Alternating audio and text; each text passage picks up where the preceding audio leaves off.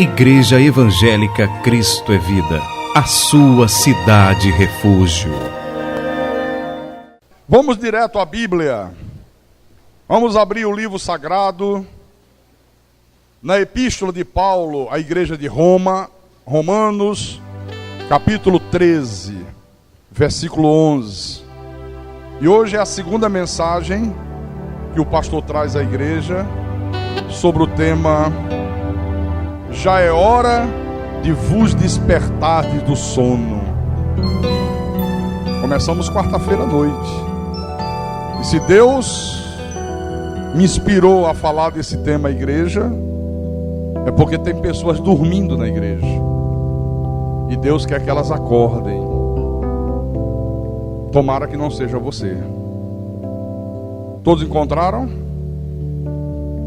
Então diz assim a palavra: e digo isto a vós outros, que conheceis o tempo, já é hora de vos despertardes do sono, porque a nossa salvação está agora mais perto do que quando no princípio cremos. Vai alta a noite e vem chegando o dia. Deixemos, pois, as obras das trevas e revistamo-nos das armas da luz. Vamos orar ao nosso Deus para que o Espírito Santo fale ao nosso espírito agora. Oremos ao Senhor.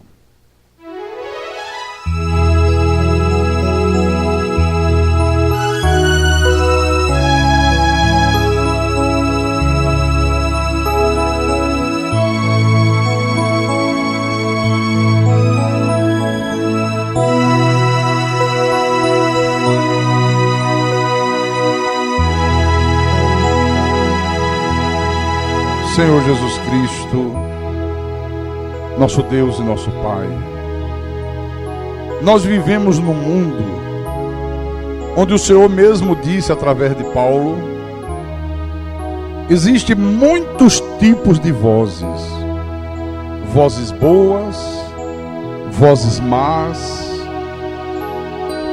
mas dentro de todas essas vozes, existe uma que gera paz na nossa vida, que traz descanso, que nos mostra o verdadeiro caminho que temos que seguir, uma voz que nos acalma, uma voz que nos dá ânimo, uma voz que nos traz segurança, que é a Tua voz, Senhor. E o que nós queremos é ouvir a Tua voz.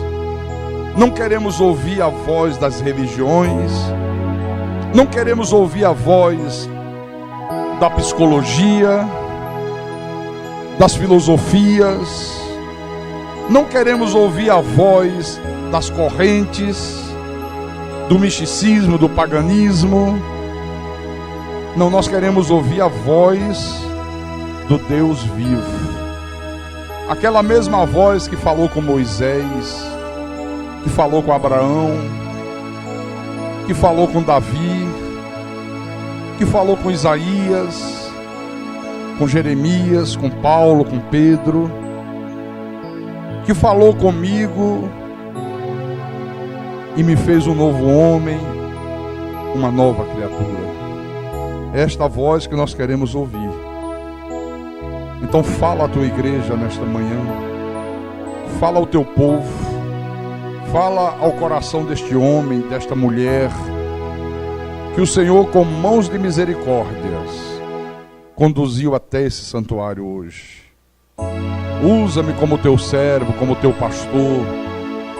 Dá-me a inspiração, a capacidade de proclamar a tua palavra com verdade. Inspira-me, porque a minha suficiência, ela vem do Senhor, o Deus bendito, o Deus santo, o Deus justo, o Deus eterno.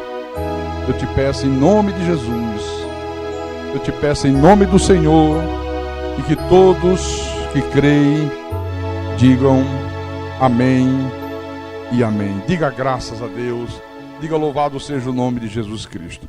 Então, meus irmãos amados e minhas irmãs em Cristo, Eu comecei a falar aqui na quarta-feira à noite sobre esse tema. Já é hora de vos despertar do sono.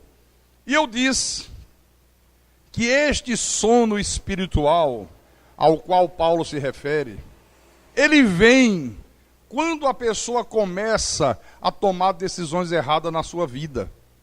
E ele está falando aqui com pessoas cristãs. Ele está falando com uma igreja. Ele não está falando com as pessoas que estão lá fora. Ele está falando com uma igreja, é uma epístola a uma igreja. Então, às vezes, a pessoa vem à igreja, ela começa a achar que como ela é uma predestinada de Deus, como ela é uma pessoa salva para sempre, porque ela crê nessas verdades da Bíblia, é porque ela acredita nisto que o Espírito Santo fala, aí ela começa a achar que ela pode fazer o que quiser na vida dela, que pode vir à igreja quando quiser, que ama quando quiser, que dá dízimos e oferta quando quiser. A pessoa começa a achar que não tem que participar do corpo de Cristo, que ela não é obrigada a se envolver com a obra. Tem gente que não se envolve, tem gente que se limita a vir à igreja, sentar no banco, assistir um culto, cantar um hino, dizer glória a Deus, amém, aleluia e vai embora.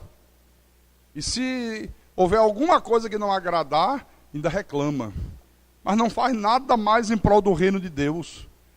Então a pessoa começa a imaginar que Deus tem a obrigação de conceder tudo para ela, mas que ela não tem nenhuma obrigação para com Deus. É assim que começa o sono espiritual.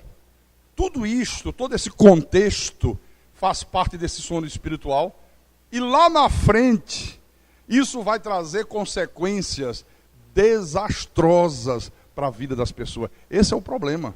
Por isso Deus usa o maior dos apóstolos para falar com a igreja. Já é hora de vocês despertarem do sono. Tem gente que está dormindo, tem gente que está aí dormindo profundamente. Desperta, para que não sobrevenha coisas desastrosas na tua vida, consequências funestas na tua vida. Eu queria que você fosse em Efésios, pouco à frente, capítulo 5, Efésios capítulo 5, versículo 15. Olha o que diz. Portanto, vede prudentemente como andais, não como nécios, e sim como sábios. Quer dizer que eu tenho que ver prudentemente como é que eu estou andando, como é que eu estou vivendo, como é que eu estou agindo. Paulo diz, olha, não ande como os incrédulos, não viva como os ignorantes, mas sim como uma pessoa sábia, como uma pessoa que tem conhecimento de Deus. Amém? Em Romanos capítulo 12,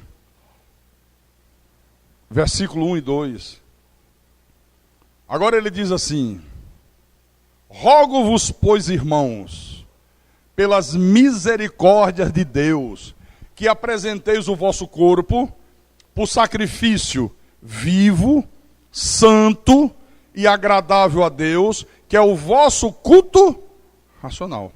Então preste atenção nisso aqui. Em primeiro lugar, uma pessoa que anda como sábia, que vive a sua vida de uma maneira reta, primeira coisa, ela nunca deixa de cultuar o Senhor. Ela não falta aos cultos da igreja, a não ser por um motivo extremamente justo, extremamente grave. Mas ela não falta a cultos. Ela não troca o culto da igreja por um dia de lazer. Como eu senti falta de alguns irmãos aqui, quarta-feira à noite. Feriadão. Teve gente que aproveitou, sabe o que é? Poxa, eu vou logo na quarta. Eu posso ir na quarta para o interior. Eu posso ir na quarta para a praia. Eu posso ir na quarta para a casa dos parentes. E não quis nem saber de culto. Será que quinta, sexta e sábado não seria suficiente? Será que 3 dias já não seria suficiente? Então uma pessoa que age assim está dormindo. Porque a pessoa que está acordada espiritualmente, olha, não chega atrasada para o louvor da igreja. Então isto é que é prestar o vosso culto racional a Deus. Se eu não me enquadrar dentro aqui, eu não estou prestando um culto racional a Deus. Então, Deus está falando através de Paulo, por favor, não deixe de me cultuar. Levem a sério o compromisso que vocês têm comigo. No versículo 2, ele diz: e não vos conformeis com este século, mas transformai-vos pela renovação da vossa mente, para que experimenteis qual seja a boa, agradável e perfeita vontade de Deus. Você vê que coisa interessante, né? Não vos conformeis com este século. Por que Deus está falando isso? Porque a tendência da nossa carne, a tendência da carne, é se amoldar a este mundo. E este mundo que nós vivemos, ele tem padrões morais, ele tem conceitos filosóficos, ele tem um tipo de comportamento completamente contrário a Deus. Este é o problema. Por exemplo, para você entender melhor, nesse mundo que nós vivemos, é normal a pessoa se embriagar. É normal, ninguém censura. Consumir bebida alcoólica todos os dias, beber, chegar sexta-feira à noite, já sai para a noitada, só volta no domingo, é uma coisa absolutamente normal. Fumar, usar drogas. Nesse mundo é normal a pessoa dizer palavrão. Olha, é uma coisa de louco hoje.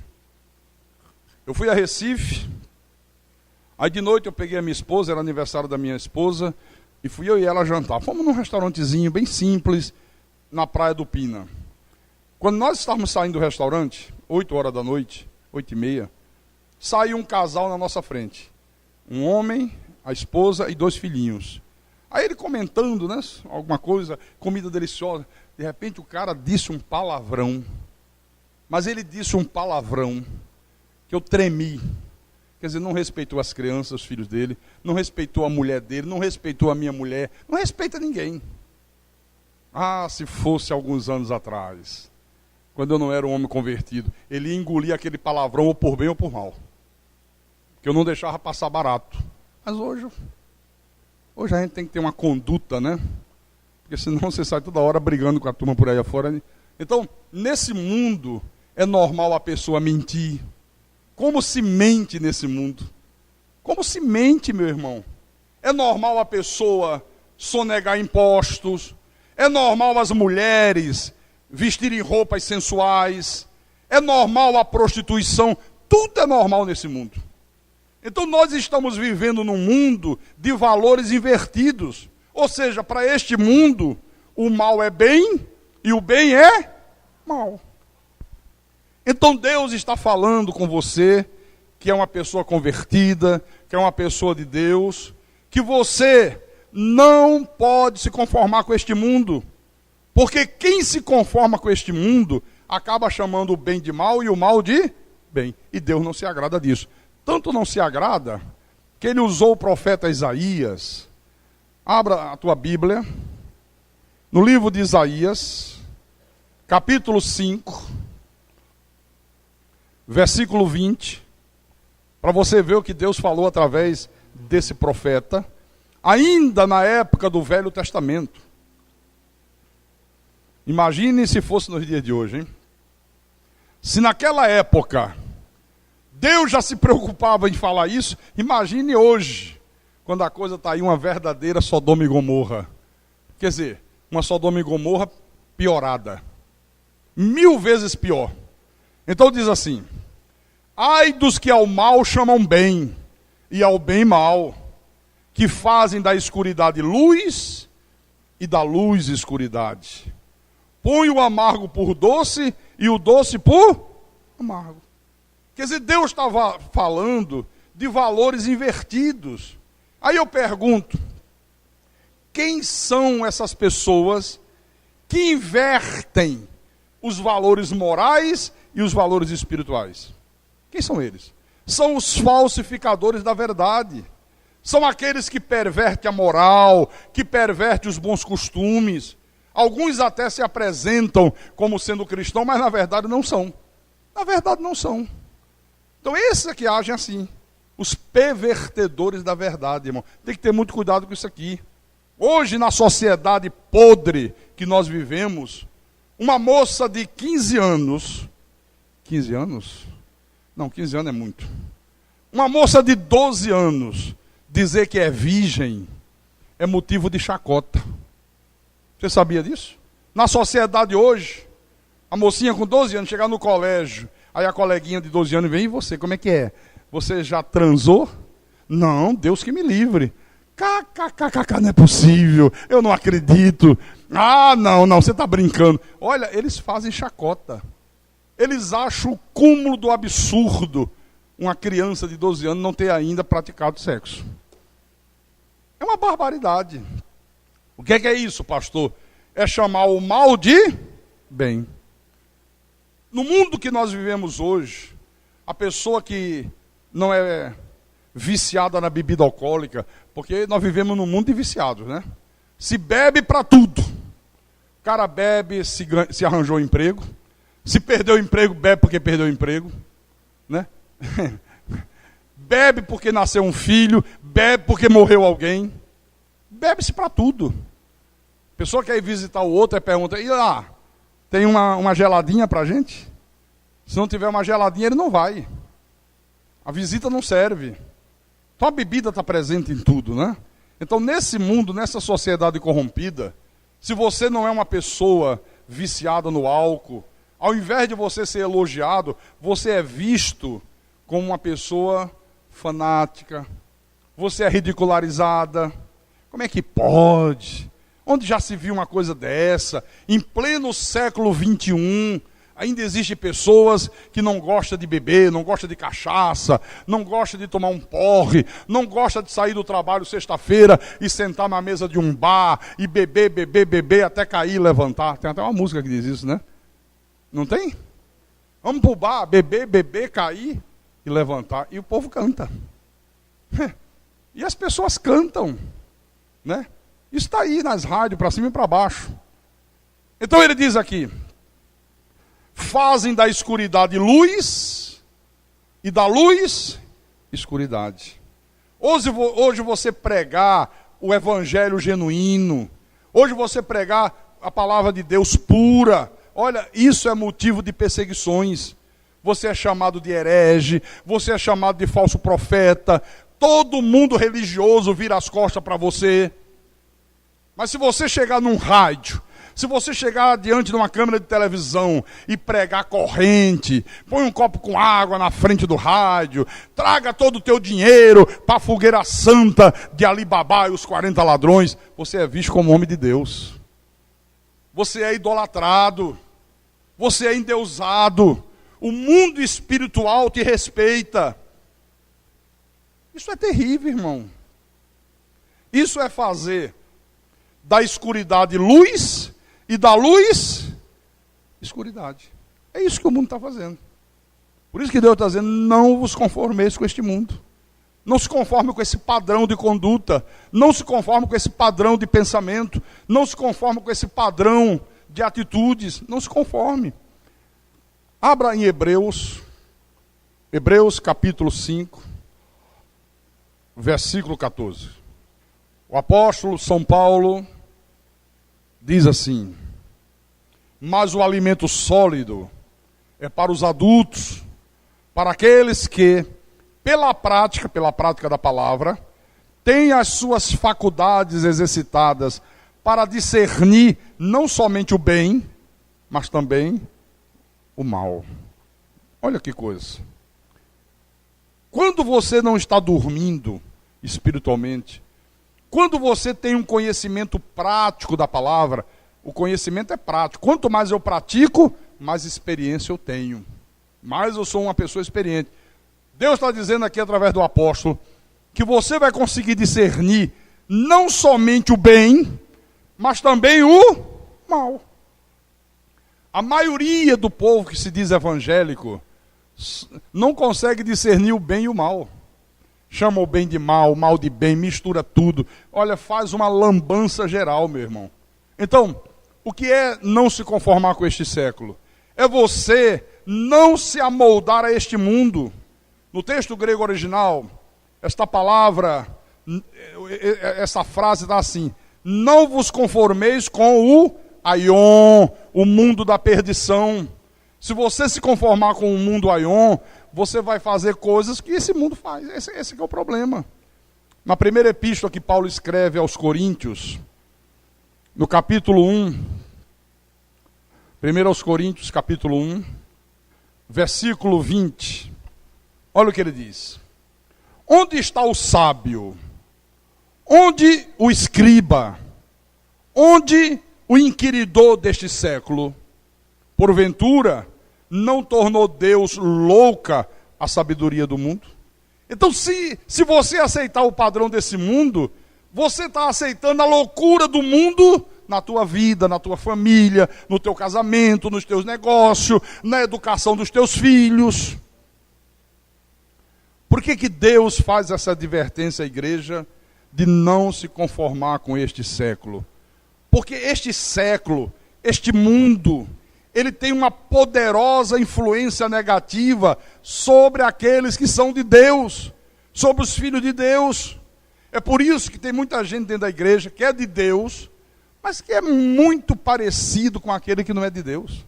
Está dentro da igreja, tem uma Bíblia, vai a um culto, mas quando você olha a conduta, quase que não há diferença do comportamento dela para o comportamento daquela pessoa que nunca passou nem na porta de uma igreja.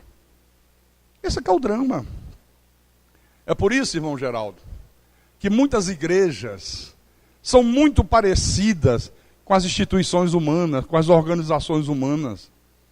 Às vezes você olha para uma pessoa convertida e para uma pessoa que não é convertida, e é tudo a mesma coisa. Então, não se conformar com este século é você ter um tipo de conduta, é você ter um tipo de comportamento que não tem absolutamente nada a ver com o comportamento da sociedade.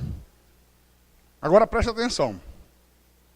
Não é aquela coisa do legalismo, não é aquela coisa do fanatismo religioso, que diz que a mulher não pode usar batom, que a mulher não pode pintar as unhas, que o homem, se ele é de Deus, não pode usar uma bermuda, não pode ir ao estádio torcer pelo Ceará ou pelo Fortaleza.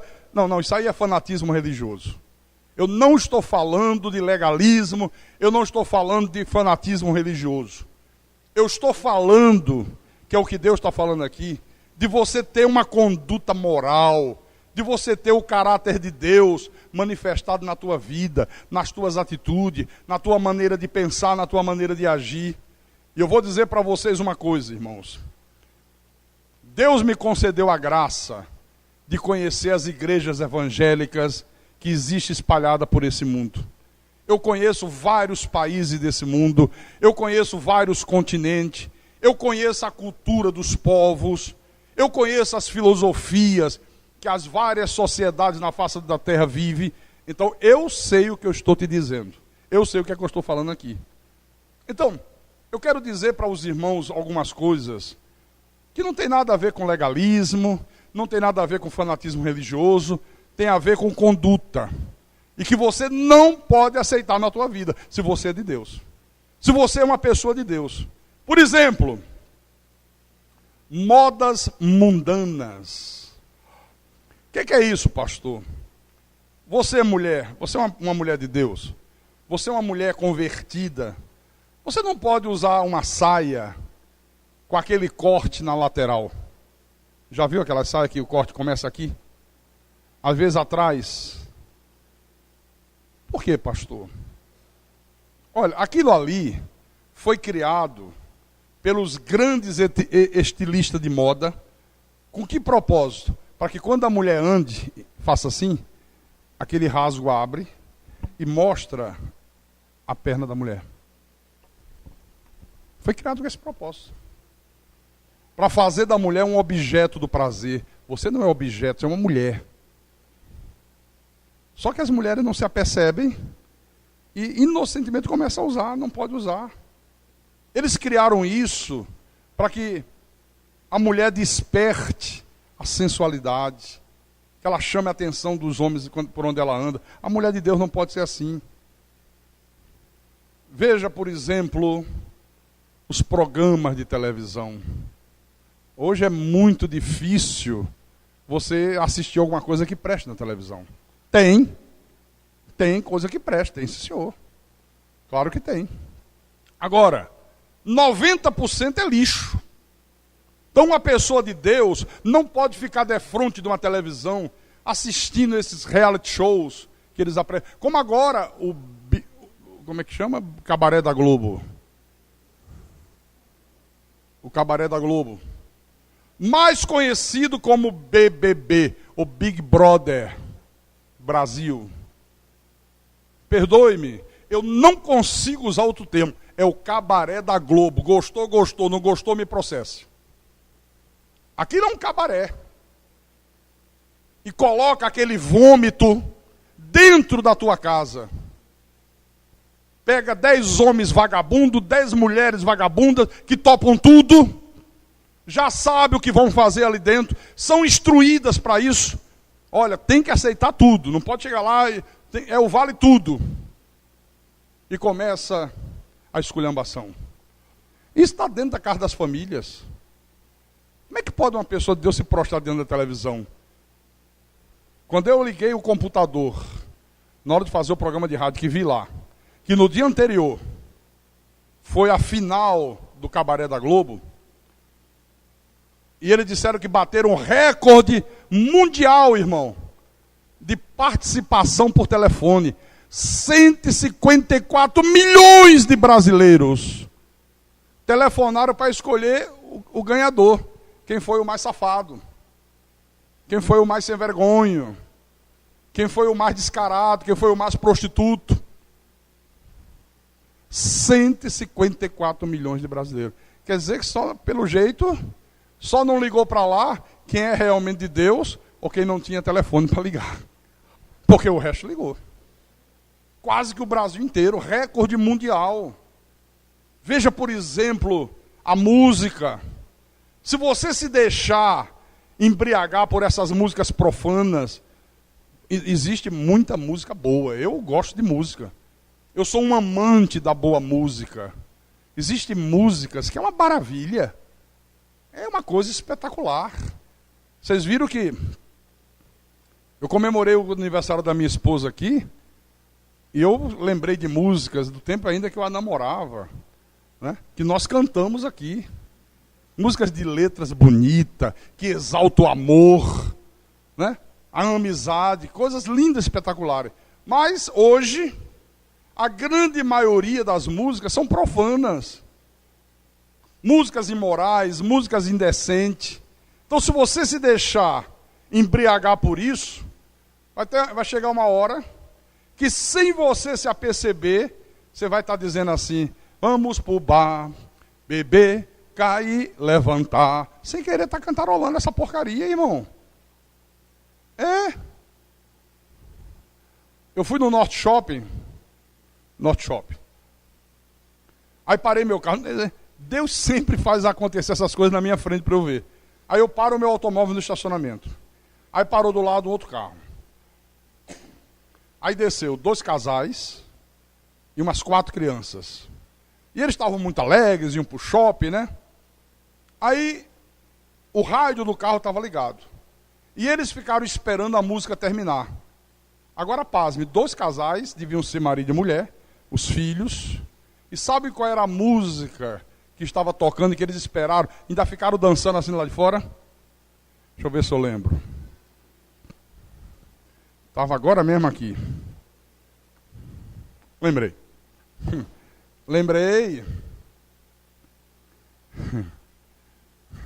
Eu lembrei por causa do que eu falei agora da Globo. Eu vou sair de casa e vou morar no cabaré. Já ouviram esse forró? Já ouviram essa porcaria? Não, existe ou não existe essa música? E eu parei assim e fiquei olhando. E o marido e a mulher: eu vou sair de casa e vou morar no... E as crianças também. Olha, por isso que diz assim: que mundo que nós vamos deixar para os nossos filhos? Está errado. O mundo é o mesmo.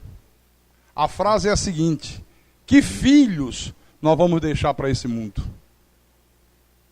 Porque o mundo é o mesmo. Quais são os filhos que nós vamos deixar para esse mundo? Por isso que você vê hoje aí, filho não respeita pai, não respeita mãe. Você vê hoje aí crianças com 12 anos, 10 anos assaltando, consumindo drogas. E a culpa são dos pais. A culpa é dos pais, meu irmão. Me perdoe, mas se você tem um filho assim, é porque você deixou as rédeas frouxas. É porque você deixou a coisa correr frouxa. Porque no meu tempo, meu pai e minha mãe não deixavam a rédea frouxa não, querido. Mas não deixava mesmo. Se papai dissesse assim, não vai para o cinema. E eu dissesse, eu vou. Pegava o cinto, vai? Pega uma lapada de cinto no bumbum. Nunca mais eu dizia que vou. Ah, pastor, mas isso era naquele tempo. Hoje não tem mais cabimento dar uma lapada no bumbum do filho. Por isso que os filhos estão da maneira que estão. Por isso que os filhos estão da maneira que estão. Hoje é o contrário. O pai diz assim, não vai. Aí o filho pega o cinto. Pá, vou. Aí o pai, tá bom, vá. Então não vos conformeis com este século. Nós não podemos aceitar o homossexualismo, o lesbianismo.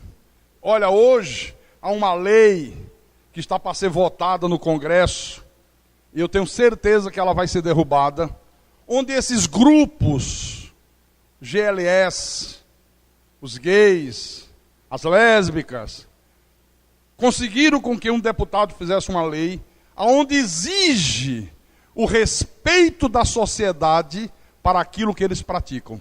Porque uma coisa é você respeitar as pessoas. Nós respeitamos todos os seres humanos. Todos. Sem exceção. Mas nós jamais vamos respeitar as suas práticas diabólicas. Jamais vamos respeitar homem com homem, mulher com mulher. Isso é diabólico. Quando Deus criou Adão e Eva. Deus não criou Adão e Ivo. Ele criou Adão e Eva, homem e mulher. Isso é a perversão. Isso é chamar o bem de mal e o mal de bem. E a lei é violenta. Eles querem aprovar uma lei para que vai ser o contrário. Ao invés de nós sermos respeitados, eles é que serão respeitados. Se alguém criticar, se um pastor pregar contra o homossexualismo, contra o lesbianismo, e for denunciado, pode ser preso. Pegar de 2 a 5 anos de cadeia. Se aprovar essa porcaria, já sei que eu vou ser preso. Porque eu não vou calar nunca. Nunca, nunca, nunca. Você sabe o que é você ir num shopping, sentar numa praça de alimentação, ou ir numa pizzaria, numa churrascaria, com a tua família, com teu filho, com a tua filhinha, e ter 2 marmanjos se beijando? Devia ter uma lei que dissesse assim, se fizer em público, a sociedade tem direito de apartar no tapa. Aí eu aprovava a lei. Dá uma pisa, que acaba ia saindo uma coisa aqui que não devia sair. Outra coisa, não vos conformeis com este século. Quem é de Deus, irmãos, não pode aceitar, por exemplo, o divórcio. Porque, biblicamente falando, o divórcio, ele só é admitido por Deus em 2 situações. Em 2. Quais são as 2 situações? Primeiro lugar, quando um dos cônjuges pratica o adultério. Mas tem que ser um adultério provado. Não é por ouvir dizer. Não é por desconfiar. Tem que ter uma prova verdadeira que adulterou. E mesmo assim, se o casal é de Deus, se o casal é cristão, antes de partir para o divórcio, tem a lei do perdão. Porque às vezes, o homem ou a mulher comete um deslize desse, mas era um homem ou uma mulher de uma vida íntegra. Às vezes uma pessoa direita, séria, temente a Deus. E aí, por um descuido qualquer, deu uma bobeira. Cometeu um deslize. Você não pode invalidar toda uma vida de uma pessoa por causa de um erro. Então, às vezes, é preferível o perdão, sabe? Às vezes um casal bem casado, uma família bem construída. Aí, às vezes, você vai lá e perdoa, a pessoa se arrepende, a pessoa confessa e deixa, e vamos em frente, né? Mas, Deus admite o divórcio quando há um adultério provado.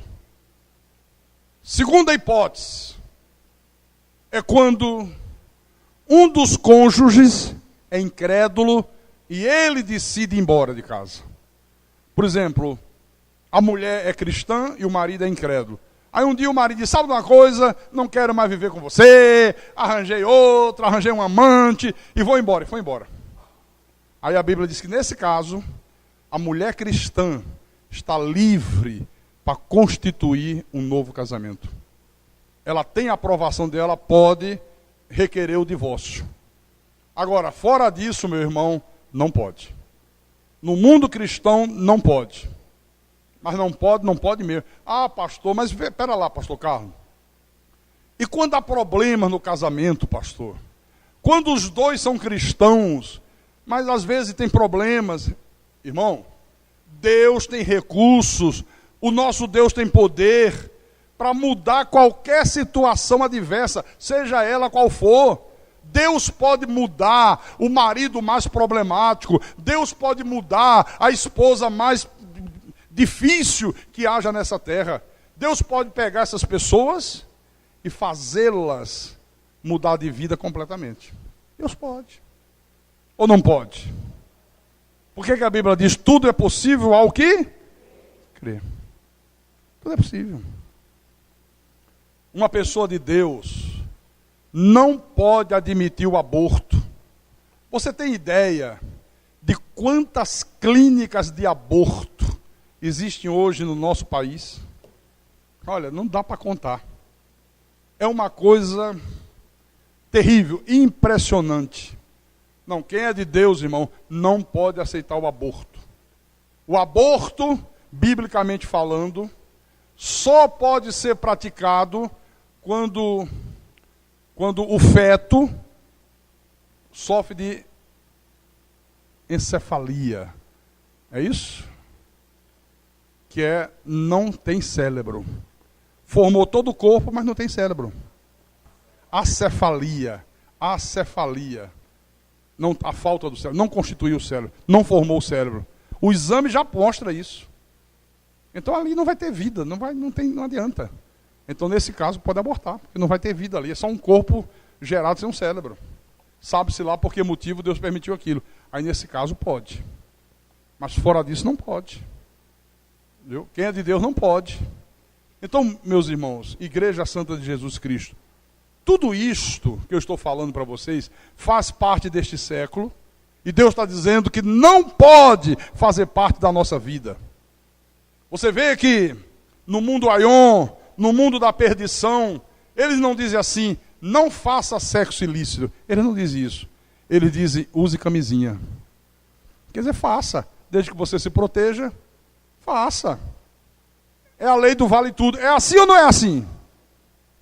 Então isso é um padrão que o povo de Deus não pode aceitar. Porque senão, qual será a diferença entre aquele que é de Deus e aquele que não é de Deus? Não haverá diferença nenhuma. Não haverá diferença alguma, absolutamente alguma. Outro exemplo que eu quero dar é o das religiões. Olha, o mundo está cheio de religiões. Cheio. O que não falta são religiões nesse mundo. Mas eu quero dizer para você que essas religiões todas que infestam o mundo, na sua totalidade, elas eliminaram totalmente o temor a Deus e elas induzem as pessoas que frequentam os seus templos a viver um tipo de vida totalmente abominável aos olhos de Deus. Isto é verdade. Vou provar. Por exemplo, a igreja romana. Seja sincero, eu já fui de lá, muitos aqui também. O que a igreja romana ensina ao seu povo em relação ao temor a Deus? Nada. Nada. Zero. E as outras religiões? O que elas ensinam aos seus frequentadores em relação ao temor a Deus? Nada. Veja essas orgias que estão aí acontecendo nas cidades. Orgia de tudo quanto é tipo. Observe e você vai ver que quem está participando daquelas orgias lá, ou é católico, ou diz assim, eu sou espiritualista. Perdoe minha franqueza, mas é verdade. Os frequentadores dos barzinhos, os frequentadores das boates, os frequentadores dos forróis, os frequentadores dos pagodes, os consumidores inveterados de bebida alcoólica, de cigarro, de droga, de maconha, de cocaína, de crack. As mulheres que pousam nuas para as revistas masculinas, os homens que pousam nus para as revistas gays, os homossexuais, as lésbicas, os autores de livros pornográficos, os compositores de músicas imorais, todos eles ou são católicos ou espiritualistas. Não, eu sou espiritualista. Eu tenho um lado espiritual independente de religião, ele diz assim. Ou estou falando alguma bobagem? Só que eu tenho coragem de dizer isso. Eu não faço média. A pastorzada isso, não vamos fazer isso não, que ofende. Ah, é? Jesus disse, eu não vim trazer paz. Eu vim trazer espada. Eu vim trazer verdade. Jesus não veio fazer média. Jesus veio proclamar verdade. Doa a quem doer. Custe o que custar. Amém? Então, irmãos, o Espírito de Deus está nos dizendo nesta manhã, não te conforme com este século. Não te conforme com este padrão satânico das coisas. Não te conforme. Lá no finalzinho da Bíblia, antes de Apocalipse, na primeira epístola de João, capítulo 2, versículo 15, tem uma coisa muito interessante aqui, que pouca gente compreende. Quando Deus fala com a igreja, através de João, e diz assim, não ameis o mundo, nem as coisas que há no mundo. Se alguém amar o mundo, o amor do Pai não está nele. Quando não se tem revelação de Deus, aí começa a se imaginar que não amar o mundo, nem as coisas que há no mundo, é não ir à praia. Tem pastores que proíbem as pessoas de ir à praia usando esse versículo aqui. Não, irmão, praia é coisa do mundo. Deus está dizendo, não ameis o mundo, nem as coisas que há no mundo. Aí começa a imaginar que é não ter televisão em casa, que é não poder ir a um cinema, que é a mulher não poder se cuidar, não poder ir num cabeleireiro, não poder fazer uma escova, não poder usar uma maquiagem. Não, absolutamente não. Não é isso que Deus está falando, não. Leia o versículo 16. Agora ele vai explicar quais são as coisas, que mundo é esse, quais são as coisas que há nesse mundo que nós não podemos amar. Porque tudo que há no mundo, e outra coisa, essa palavra mundo aí, no texto original é aion.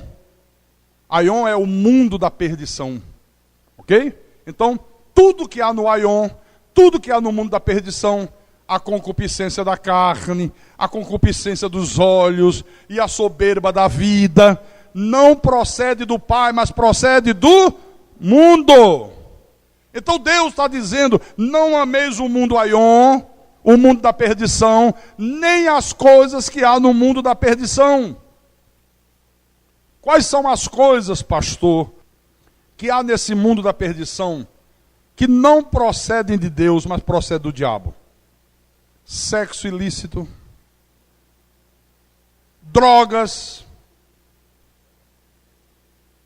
maconha, cocaína, crack, violência, mentiras, desonestidade, religiões falsas, horóscopo, tarô, candomblé, as correntes da ladruagem do Edir Macedo.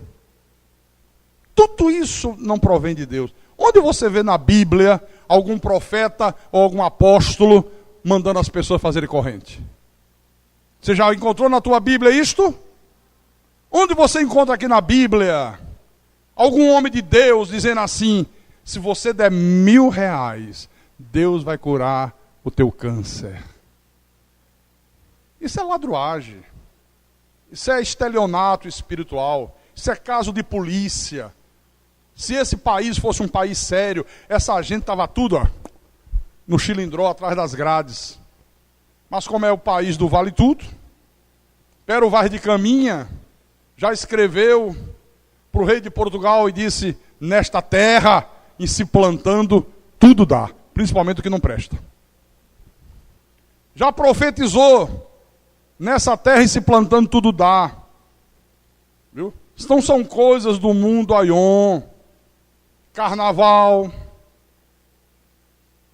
jogos de azar, palavrões, aborto, divórcio.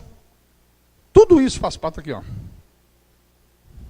Então você vê que a grande maioria das pessoas aí fora, irmão, elas vão organizando as suas vidas, elas vão tomando as suas decisões como se Deus não existisse. Como se Deus fosse um ser que pudesse ser ignorado. Não pode. Você quer ver uma coisa? Estamos aqui pertinho, né? Venha em Tiago. Abra na Epístola de Tiago. Capítulo 4. Tiago, capítulo 4. Versículo 13. Tiago, capítulo 4, versículo 13. Ok? Então vou ler.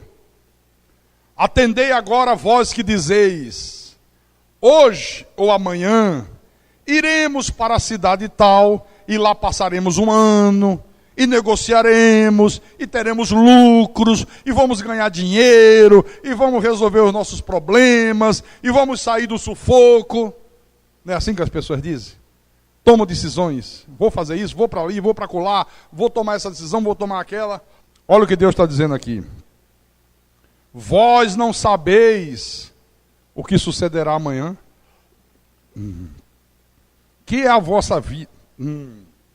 Ai, garganta. Calma. Não posso gritar muito, não sei para que gritar. Que é a vossa vida? Sois apenas como neblina, que aparece por instante e logo se dissipa. Em vez disso, devias dizer: se o Senhor quiser, não só viveremos, como também faremos isto ou aquilo. Agora, entretanto, vos jactais das vossas arrogantes pretensões. Toda jactância semelhante a essa é maligna. Está aqui, ó. Deus não pode ser ignorado. Tudo que você for fazer, tudo, coloque Deus na frente. Se o Senhor quiser, se for da vontade dele, vou fazer isso ou vou fazer aquilo. Desculpe. Porque as pessoas acham que pode abrir mão de Deus, que pode ignorar Deus, que pode viver a vida como se Deus não existisse. Não pode. Uma pessoa que é de Deus, ela fica 100% dependente de Deus. Ela sabe que sem Deus, ela não pode nada. Se Deus não agir, por mais que ela lute, ela não será uma pessoa bem-sucedida. Por mais que ela queira ter um casamento estável, não vai ter um casamento estável. Por mais que ela queira ser bem-sucedida financeiramente, não será bem-sucedida financeiramente. E vai por aí afora. Amém? À noite a gente vai continuar. Que você medite no que o Espírito Santo falou contigo. Já é hora de despertar do sono. Desperta, ó tu que dorme. Não vos conformeis com este século. Não vos conformeis com o padrão desse mundo. Não vos conformeis com a conduta moral que esse mundo tem apresentado. Este é o recado de Deus para a igreja nesta manhã de domingo. E quem tem ouvidos, que ouça o que o Espírito falou à igreja nesta manhã. Louvado seja o nome de Jesus Cristo. Pode glorificar a Deus. Aleluia.